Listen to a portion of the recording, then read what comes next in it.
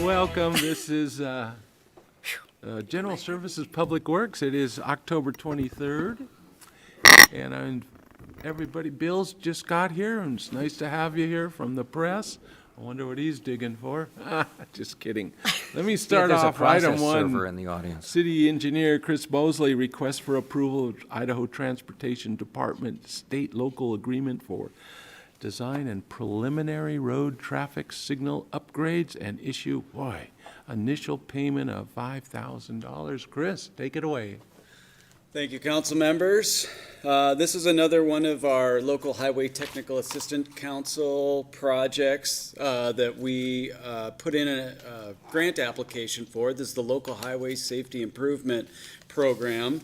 In September of 2023, we were notified that we were awarded of this grant, and this one, our goal is to signalize or better coordinate the signal corridor along Ramsey Road.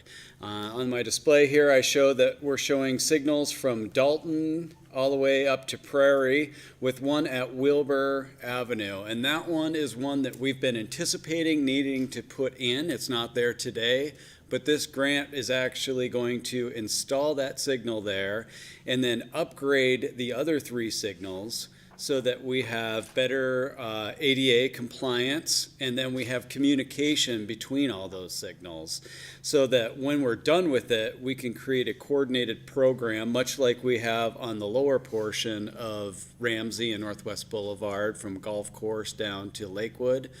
That way we'll be able to manage traffic through there much better and get the needed improvements that we need, and especially that Wilbur Avenue connection there, because today it's just stop controlled on Ramsey. Eventually Wilbur Avenue is going to extend out west into Coeur d'Alene Place even further, and once it makes more connections with the existing streets out there, there'll be a lot more demand for it. So we're trying to get ahead of that. So what I'm asking for is for you to sign the state-local agreement with LTAC so that they can get the ball rolling on getting a consultant on board to start designing this. And we have to put in our first match requirement which is just $5,000 at this time. That's just to get the project started. So with that, I would stand for any questions. Questions? Kiki? Thanks, Chris. What's the timeline for this project? This is the design phase, I'm understanding, and then what happens after that? So, yeah, the design phase would begin as soon as LTAC can get a consultant on board. They would be, over the next year, likely be working on the design for this. And then the best we could probably hope for is a 2025 construction year with this.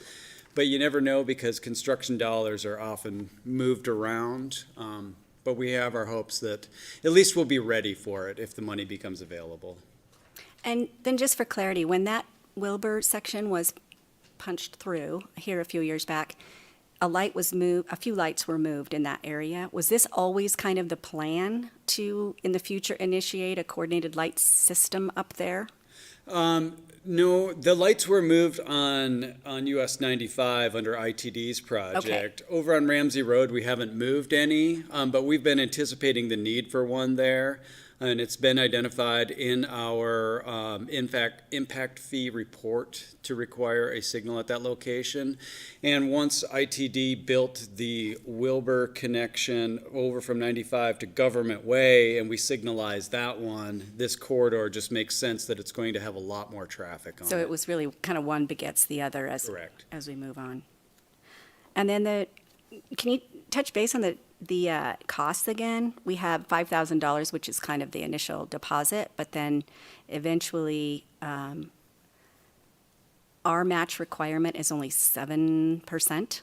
Yeah, 7.34% is a standard federal match on any of these grants, which equals about $97,842 of the $1.333 million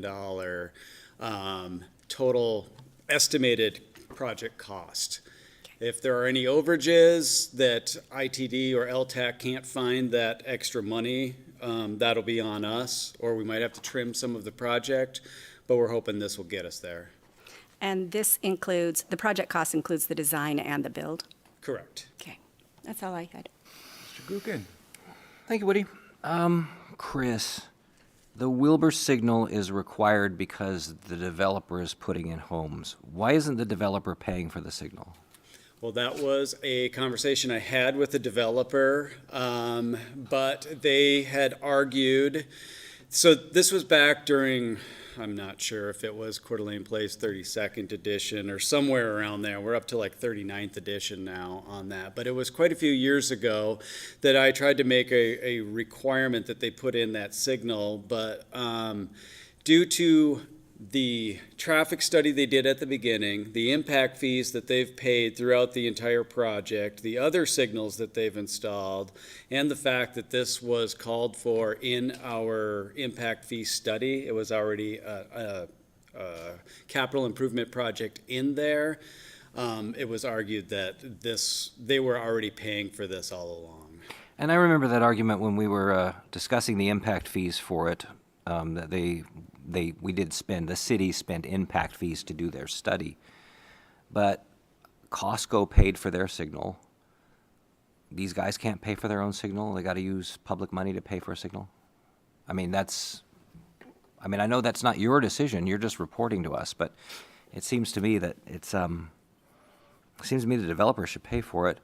I have a question on so we have an agreement here between ITD and us, the city, and number 9 in that agreement, and maybe Randy can help me out with this here. Number 9 says, these are requirements that we need to do, and a lot of it is just, obeying the law, doing reporting stuff. It's just standard things. Number 9 is evaluate the impact of the project might have on the quality of the human environment and prepare and furnish to the state an environmental evaluation that includes cultural resources and other documentation required by the National Environmental Policy. What exactly does that mean, cultural resources? I know that's not an engineering term.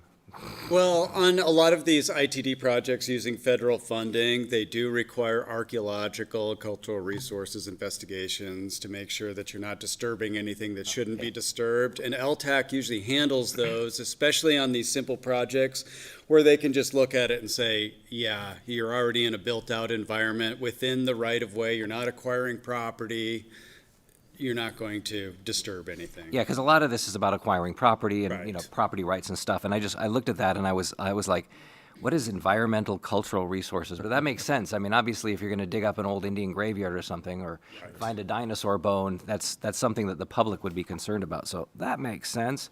And otherwise, Kiki asked the questions I have.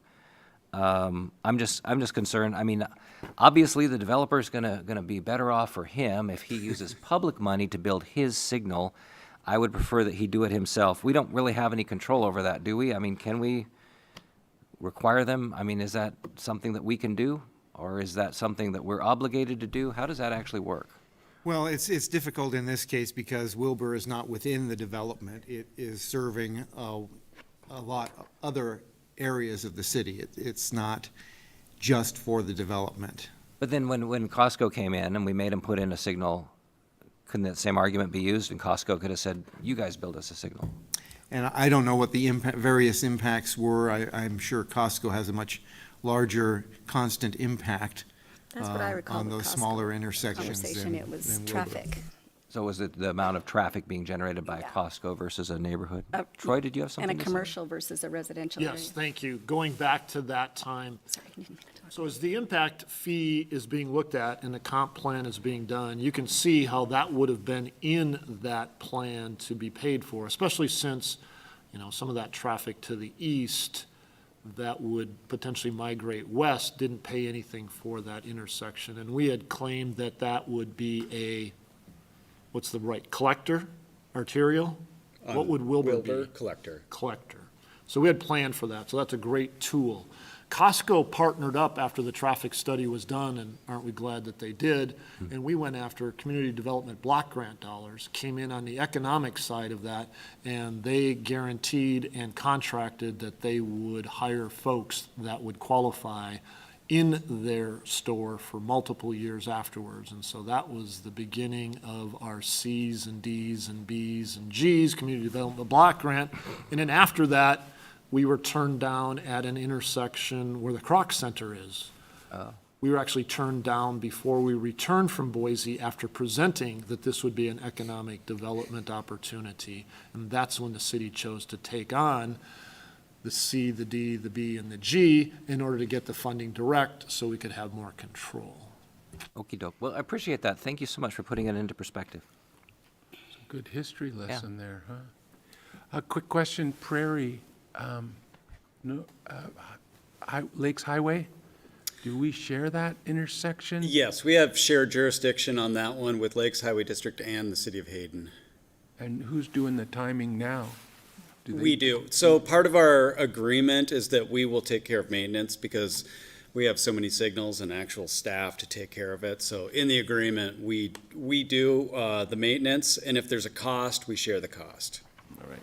It's a very efficient light system there right now. You're moving it really good. All right, hearing no other questions. I'll make a motion to recommend that council approve the ITD state-local agreement for the design of a Ramsey Road traffic signal upgrades and authorize initial payment of $5,000. I'd also like to set this on the agenda because we do have people who are very sensitive to our traffic signals and cameras, and I don't want it to appear like we're hiding anything. Good one. I can second that. And I can vote for it. All in favor, say aye. Aye. Aye. Thanks. Thank you. Chris, appreciate it. All the way from the wastewater department, Larry Parsons is here. How are you, Larry? Welcome. Afternoon, everyone. Relax. You're fine. I can't do that, Woody, I can't. So I've got a couple items for you. The first one, I believe, is for the professional services agreement with JUB Engineers for the upcoming 23-24 capital improvement projects. Open trench sewer in this case. So, It just doesn't sound healthy, does it? as you know, every year we budget so much money. This year, $850,000 was approved by council. And we're going to finish off a project that we started a few years ago north of Coeur d'Alene on 19th and 20th. We did that, then the project got bumped for some other things. It took priority. So we want to go ahead and finish that. It's 6-inch concrete pipe. We're going to upgrade to 8-inch PVC pipe. And we will do this with the water department again, just like we did with C2. They've got services on 19th and water piping services on 20th. So somehow Kyle's pulled it off where I do all the paperwork and he just pays us for it. So it works quite well. And you can see the financial breakdown. It's a little convoluted, but that's how it came through. And we were hoping that you would approve this and send it on through so we can get going on the next year's projects. Mr. Gookin, We do this questions? every year. Yeah. So this is just the next step. Yes, sir. Any questions from anybody? Kiki? I just was wondering, and maybe I missed it in here, but this went out under the professional services, so a qualified bidder has to bid Right. on this. But were the other bidders who bid on this included in the package? Bidders? The other professional qualified Oh. people that you talk to? I guess sometimes I think that we kind of have a certain engineer we like to work with. Oh, and no, if you we- look down there in the history, and Randy cleaned this up for me, through Idaho Code, we solicited several, and JUB, we chose JUB by the history that they've performed so well for us.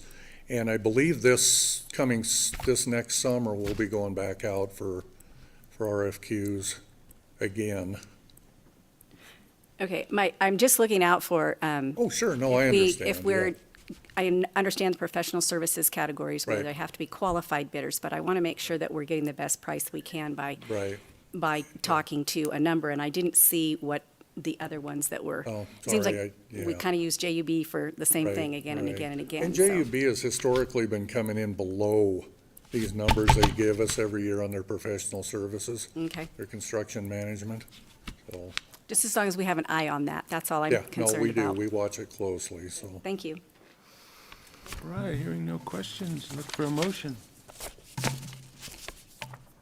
I would move that we recommend council approve professional services agreement with JUB Engineering Incorporated in the amount of $411,300 related to the 2023-2024 wastewater collection system capital improvement projects, and we can put that on the consent calendar. Second. Okay, been moving. So Larry, when we do these things as projects come, but you plan these projects out over the years, right? Right, yeah. Okay. Yeah, and this was one that I think Mike Becker had laid out, and we just need to clean it all up and bring it up to date, so, Caught up. and go through the bid process with contractors again.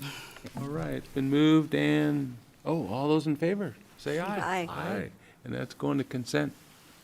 Thank you. And Okay. next, Number 2 is the approval and award of contract for the purchase of a 2024 Cat telehandler, which is a Caterpillar forklift, fancy name for, and I apologize, I didn't bring you pictures of it, I'm sorry. and we should The have. one where- We'll table this then.